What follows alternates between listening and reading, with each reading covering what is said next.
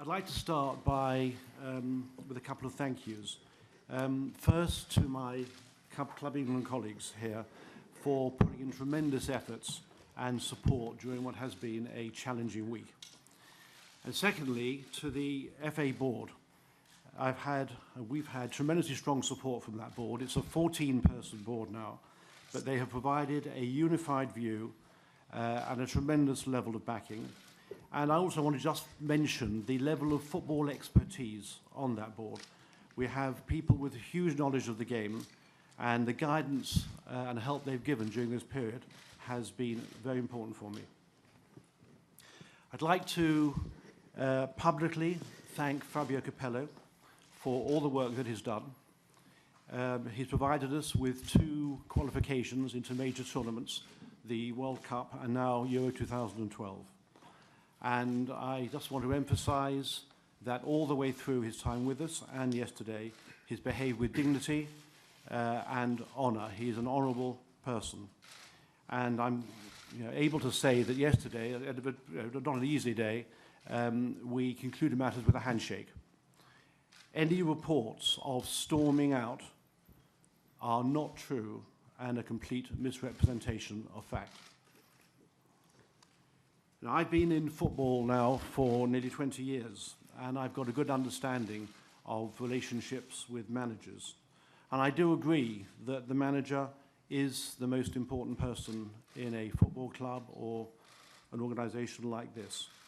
But there are moments when the board and the chairman have to step up to the plate and when strong leadership is required.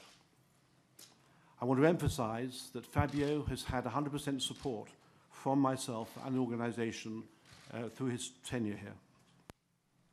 I'd now like, just for the sake of clarity, to recap on recent events.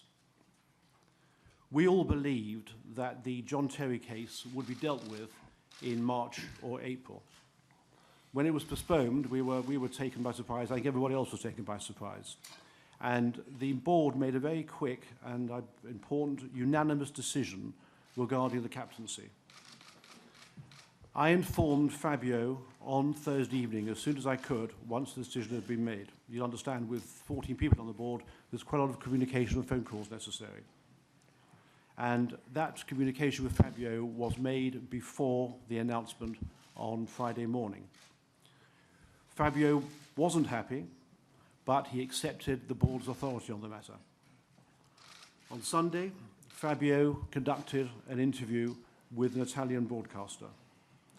That caused conjecture and huge public debate and, frankly, produced an unsatisfactory situation. Alex Horn and I met with Fabio yesterday. We had a meeting lasting a little over an hour, and it was a very detailed meeting with a lot of very detailed questions asked by us. We adjourned the meeting, and an hour later, I met again myself with Fabio in his office.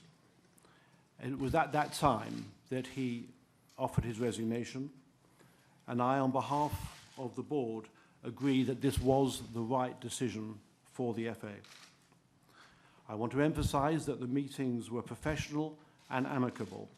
And from me first coming into the room at 2:30, all matters were concluded within 4 hours of the meeting started.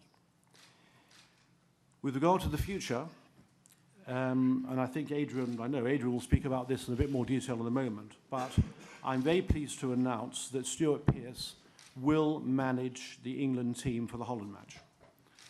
He has huge experience outside and inside this organisation. And of course, he manages the England under-21 team and has been working with Fabio for some time. He knows the players very well. I've got great confidence in Stuart. We will be in good hands.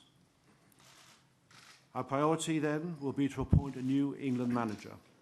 This will be handled by the 4 of us with a total focus on getting the best person in place as soon as we sensibly can.